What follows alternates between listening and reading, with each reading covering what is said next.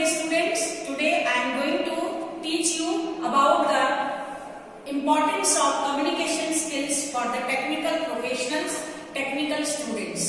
Means अगर हम किसी भी फील्ड में जाएंगे तो हमें कम्युनिकेशन स्किल्स जो होता है वो हमें बहुत ज्यादा इम्पोर्टेंट होता है। यानी कि अगर हम हार्ड स्किल और सॉफ्ट स्किल्स की बात करते हैं तो हार्ड स्किल्स जो होता है, जैसे कि आप लोग सारी चीजें पढ़ रहे हो, आपको बाद में सर्टिफिकेट मिलेगी, मार्कशीट मिलेगी, ये सब आपने उस स्कूल में पढ़ के आए हो, स्कूल में आपकी मार्कशीट मिली, सर्टिफिकेट मिली, ये सब आपकी हार्ड स्किल्स है जो आपने एजुकेशन के द्वारा हासिल की।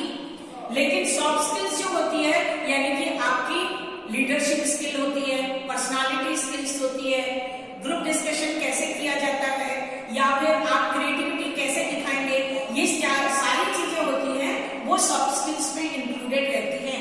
यहाँ पर मैं 10 टाइप ऑफ सॉफ्ट स्किल्स आप लोगों को बताने वाली हूँ।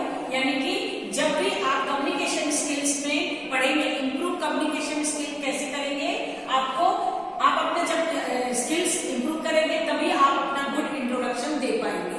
जब आप कम्युनिकेशन स्किल्स को इंप्रूव करेंगे तो आप उस चीज को सिंपल बना पाएंगे। आप टेक्निकली उस चीज को नहीं करेंगे प्रेजेंट, आपको सिंपल प्रेजेंट कर सकते हैं। उसके बाद आप बैलेंस बनाना सीख जाएंगे। अगर आपने कम्युनिकेशन स्किल पढ़ा है, सॉफ्ट स्किल्स पढ़ा है तो आप बैलेंस बनाना सीख जाएंगे। उसके बाद आप कोई भी किसी के साथ भी आप बात करेंगे तो अपनी टोन में, अच्छी टोन में बात करेंगे। मतलब आपकी जो टोन होगी वो आपका एटीट्यूड वगैरह जो होगा, ईगो वगैरह जो होगा वो आपका बैलेंस में रहेगा। वो हर चीज आपकी कम्युनिकेशन के द्वारा आपने सीख पाएंगे।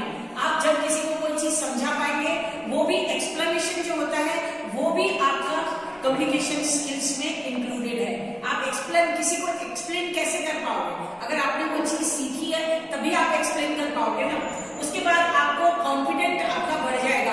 आप जब सॉफ्ट स्किल सीख जाओगे, कम्युनिकेशन स्किल सीख जाओगे तो आपका कॉन्फिडेंट बढ़ जाएगा, और कॉन्फिडेंट बढ़ जाएगा तो आपको हमेशा प्लेसमेंट में, इंटरव्यू में, सारी चीजों में आपको काम आएगा कॉन्फिडेंट। उसके बाद जब आपको कम्युनिकेशन स्किल सीख जाओगे तो आपको प्रैक्टिस करना आ जाएगा। प्रैक्टिस करना भी एक आप लोगों की सॉफ्ट स्किल्स कहलाती है।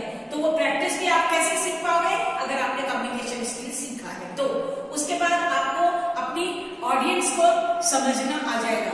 जैसे कहीं पर भी आप कोई चीज प्रेजेंट करोगे तो वो आपकी कम्युनिकेशन स्किल अच्छी है तो आप अपनी ऑडियंस को भी पहचान जाओगे कि किस तरह की ऑडियंस क्या चाहती है, वो सारी चीजें आप सीख जाओगे। उसके बाद आपको ना अपनी बॉडी लैंग्वेज के ऊपर भी आपको समझदारी आ जाएगी। यानी कि अगर आपने कम्युनिकेशन स्किल सीखा है तो आपकी बॉडी लैंग्वेज को कैसे प्रेजेंट करना है, किसको कैसे बॉडी लैंग्वेज सिखाना है, दिखाना है, रिप्रेजेंट कैसे करना है, वो सारी चीजें आपको कम्युनिकेशन स्किल के द्वारा ही आएगी अगर आपने ये चीज सीखी है तो। और आप एक अच्छे लिसनर भी बन जाओगे। यानी कि अगर कभी आप कम्युनिकेशन सीख लिया, स्किल सीख ली तो आप एक अच्छे श्रोता बन जाओगे। और आपको मालूम है अगर अच्छे श्रोता बनोगे तो आप अच्छे वक्ता भी बन जाओगे। A good listener is a good speaker.